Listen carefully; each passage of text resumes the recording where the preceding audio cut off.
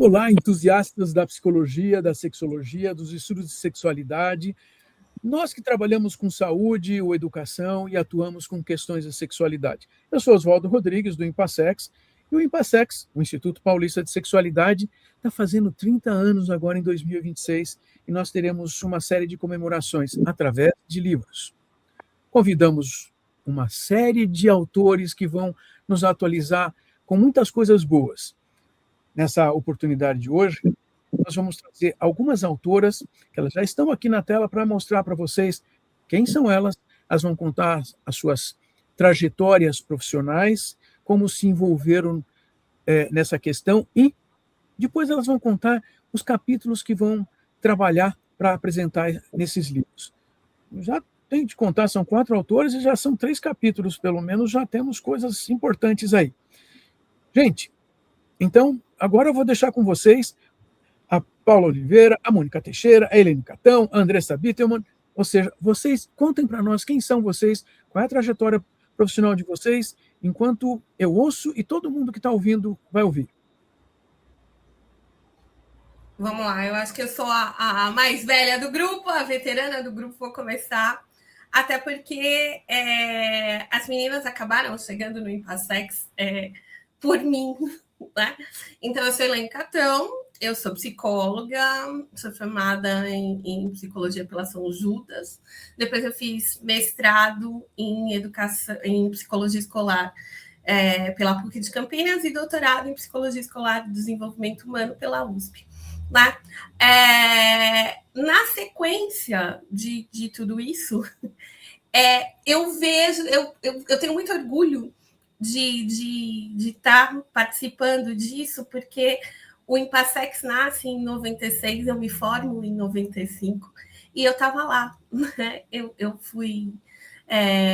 eu e a Carla, nós fizemos faculdade juntas, né? Então eu estava lá quando o Impassex, eu assisti o Impassex nascer, e eu tenho muito orgulho disso. Participei do Impassex enquanto professora dos cursos num determinado período, né? Eu acho que, eu não lembro mais, eu acho que foi de 2006 a 2011, se eu não me engano, tá? Então, tudo isso, eu tenho muito orgulho de ter o Impassex participando da minha formação, porque eu também fiz o curso dentro do Impassex, e na sequência, as outras autoras, eu costumo chamar de meninas, porque elas foram minhas alunas na graduação, e aí eu tenho esse carinho, elas vão continuar sendo minhas meninas, né? Então, e aí, enquanto eu estou no Impassex, sou professora, as meninas vão para lá também fazer o curso. E aí eu acho que todas elas criaram uma trajetória muito bonita na sexualidade, e para mim, novamente, é um orgulho estar participando desse projeto.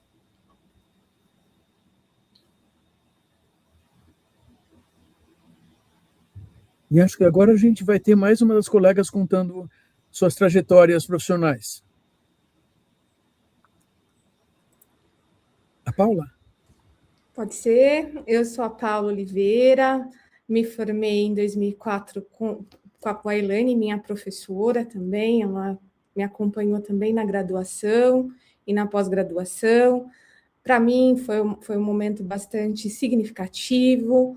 A psicologia na graduação, ela te dá muitas ferramentas e possibilidades de olhares, mas eu acho que no curso, né, do Impassex, a gente consegue quebrar paradigmas, consegue construir um caminho, uma identidade profissional que dá orgulho, né? Que a gente entende que consegue ter um olhar para as coisas de um jeito diferente, não patologizante, né? Então, a sexualidade humana acaba tendo um espaço bem importante.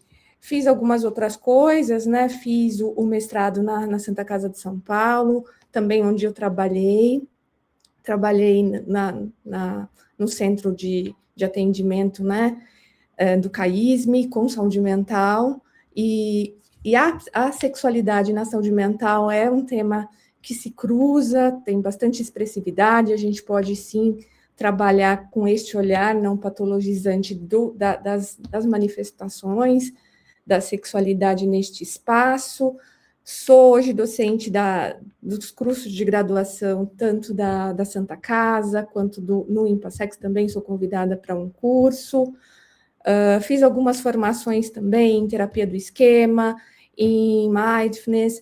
Fiz um trabalho bastante importante aí de atuação docente, já com 10 anos na graduação e mais tempo na pós-graduação.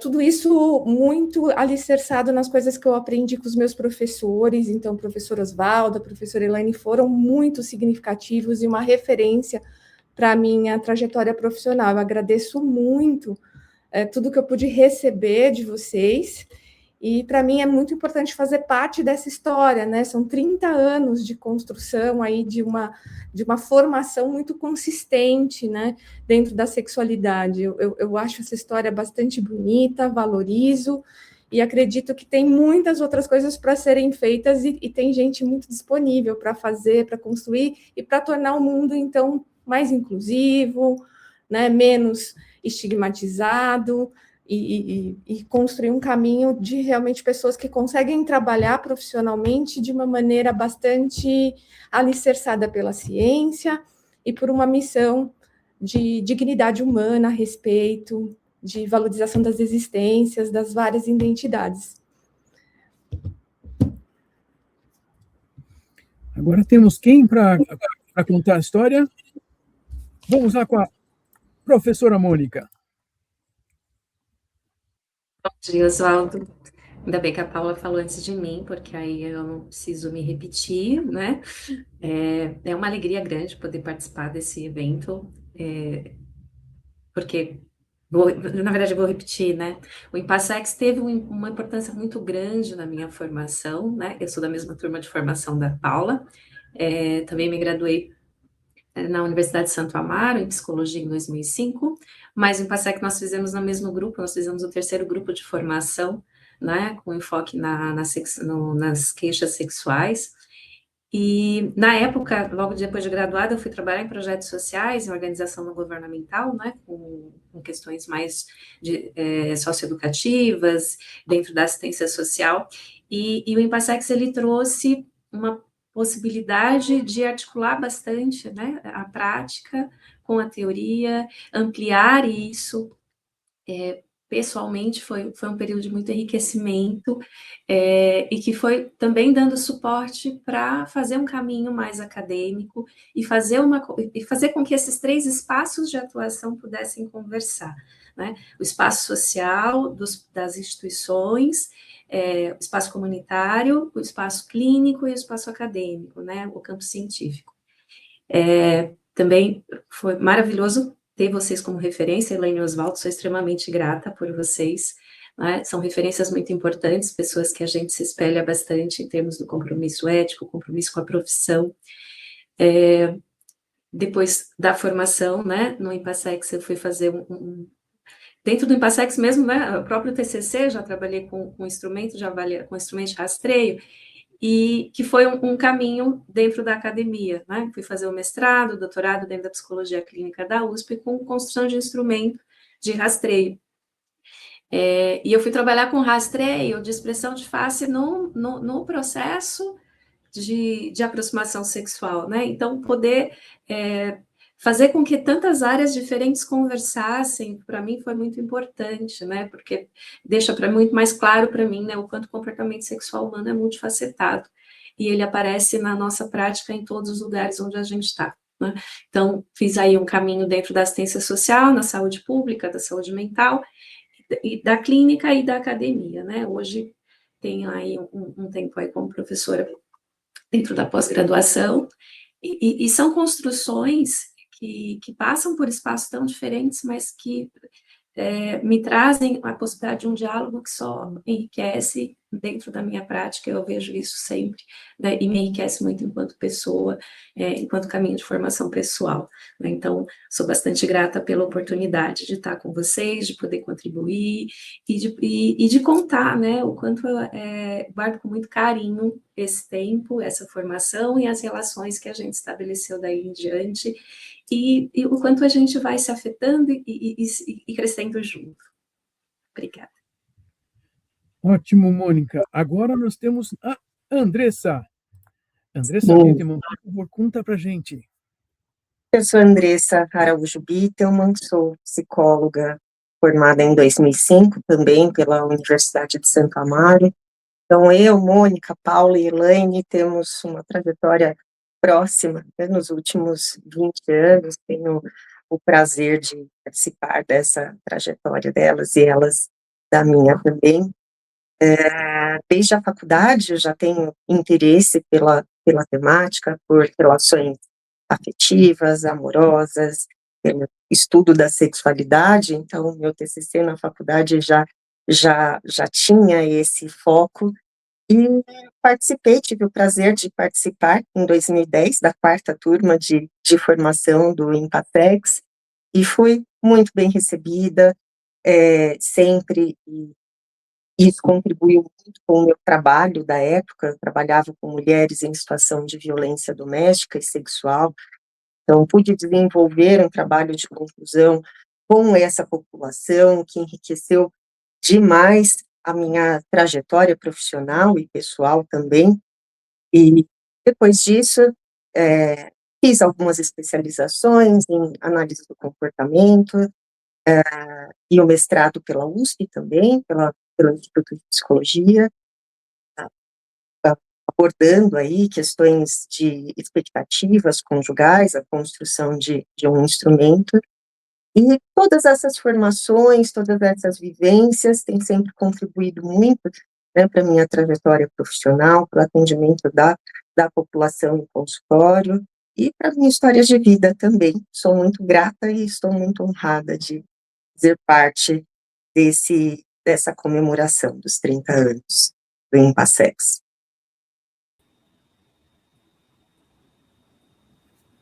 Agora elas vão contar, são 4 autoras e tem 3 capítulos no livro. Então, eu vou pedir para que elas venham contar esses capítulos um pouco, para chamar a atenção de vocês, sim, atiçar a curiosidade, porque vai valer a pena. Quem é que vai contar qual capítulo agora?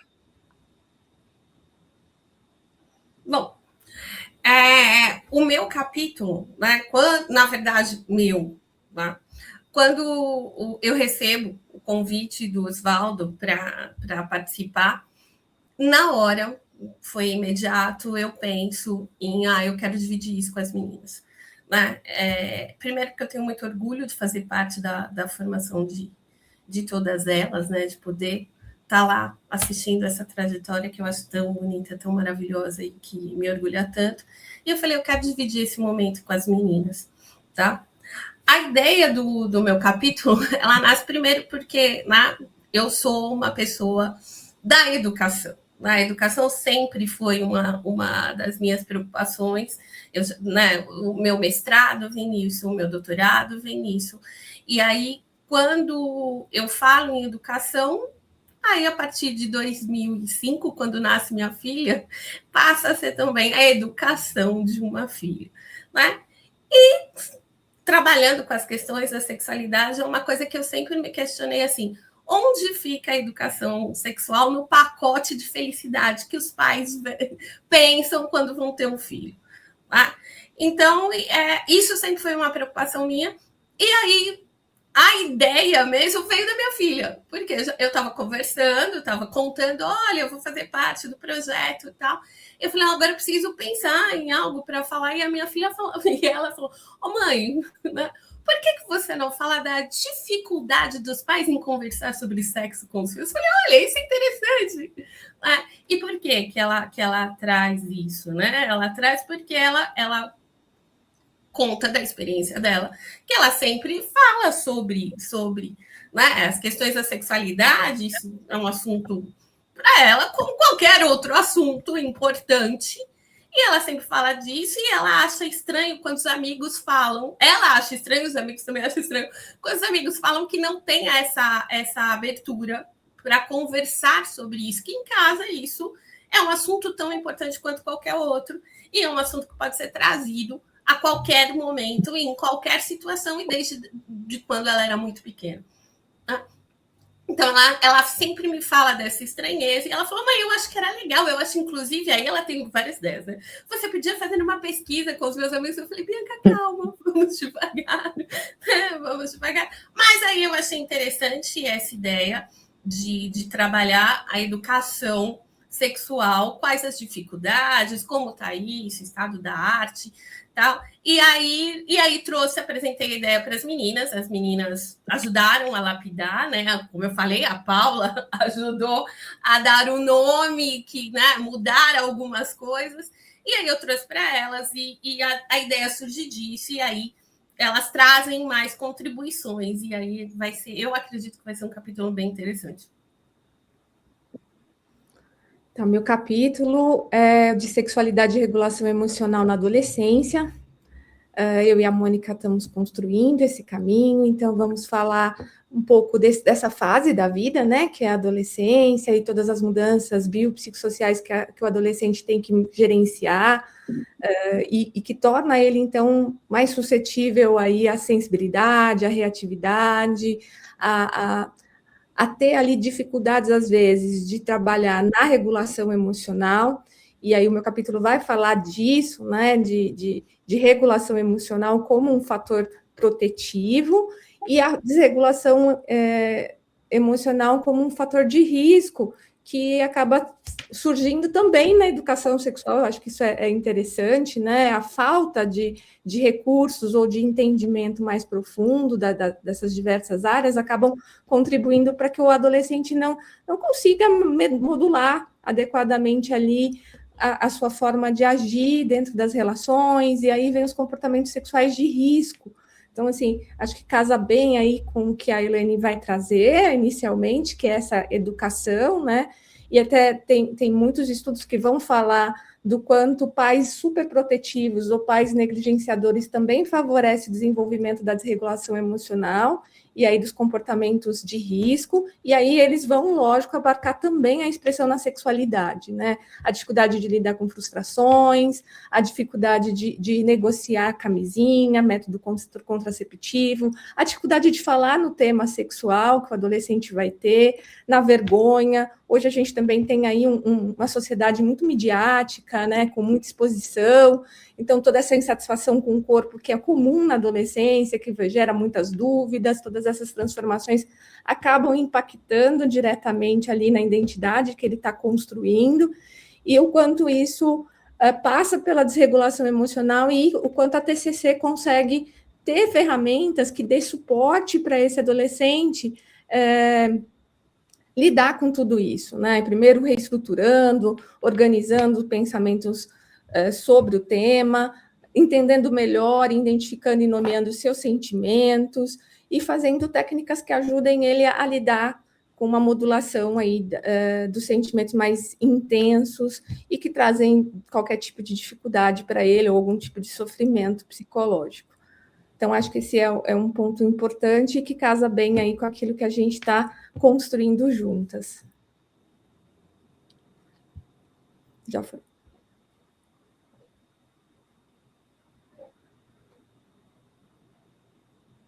Eu achei que o Oswaldo ia entrar, gente, desculpa. Vou falar um pouco, então, do capítulo sobre o estar solteiro. A vivência da sexualidade após um relacionamento de longo prazo. Então, a gente vai sair da adolescência e vai direto para a vida adulta, né? Pensando numa demanda clínica que tem acontecido com maior frequência. E dentro do que eu falava antes, que eu acho que é uma coisa que sempre me chama muito a atenção, que é o quanto o comportamento sexual humano ele é multifacetado, ele é sujeito a muitas variáveis e, sobretudo, às regulações sociais, né? E o estar solteiro está num contexto hoje de muita mudança em termos do que significa isso, né? Na experiência vivida das pessoas e o significado que isso tem para cada uma e o quanto elas estão precisando rever esse sentido, porque vai tendo impactos muitas vezes muito negativos e vai exigindo adaptações de comportamento, de uma série de coisas que quando... Se era adolescente, as coisas funcionavam de um jeito, as regras do flerte, as regras de comportamento dentro do grupo social que se vivia tinha um formato, e hoje a gente tem outros veículos, a gente tem outras formas, a gente tem várias novidades, ou novidades no sentido de, para quem não olhou e começa a ter que olhar, então pessoas que estão saindo de relacionamentos de longuíssimo prazo, mas dentro desse estar solteiro, você tem vários formatos e possibilidades, né? Então, a ideia do capítulo é trazer um pouco do estado da arte, de como é que a gente olha para isso hoje, do que a gente tem de pesquisas nesse campo, e o quanto a gente não tem, né? Também acaba que dizemos disso, né? O quanto a gente não tem, e quem sabe a gente consiga olhar um pouco mais para esse aspecto, né? Então, provavelmente a gente vai passar um pouco por essa contextualização, né, do que é estar solteiro hoje, dos sentidos, da ideia de solidão, de solitude, o luto do término das relações, e esse processo de readaptação, né, que geralmente é o que mais aparece dentro das demandas clínicas.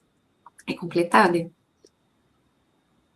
Sim, esse foi um tema que interessou bastante, até pela própria vivência, né? A forma como as pessoas se relacionam de forma afetivo-sexual é muito diferente, né, há 10, 20 anos do que a gente vê hoje, né, a forma de encontrar pessoas, de viver esse estado de estar solteiro é muito diferente, e eu mesma passei por isso, né, depois de um relacionamento longo, há 7 anos solteira, percebo o quanto foi difícil essa adaptação, né? Então, e percebo muito isso no consultório também, a queixa de homens e mulheres, falando sobre como se relacionavam há 10, 20 anos, e de repente se veem num contexto completamente diferente, estando extremamente desatualizados e ficam perdidos realmente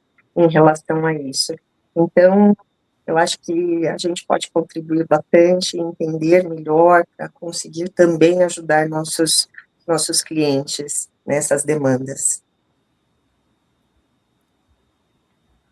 E eu quero agradecer a vocês pela participação, e logo teremos notícias sobre os livros.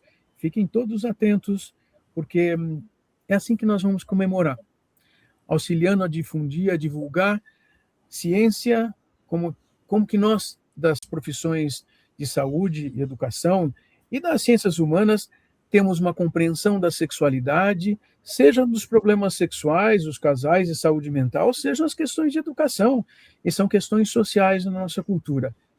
Atentos, contamos com vocês. Até mais, gente. Muito obrigado a Andressa, Elaine, Paula e Mônica. É nós que agradecemos. Obrigada, Cláudia.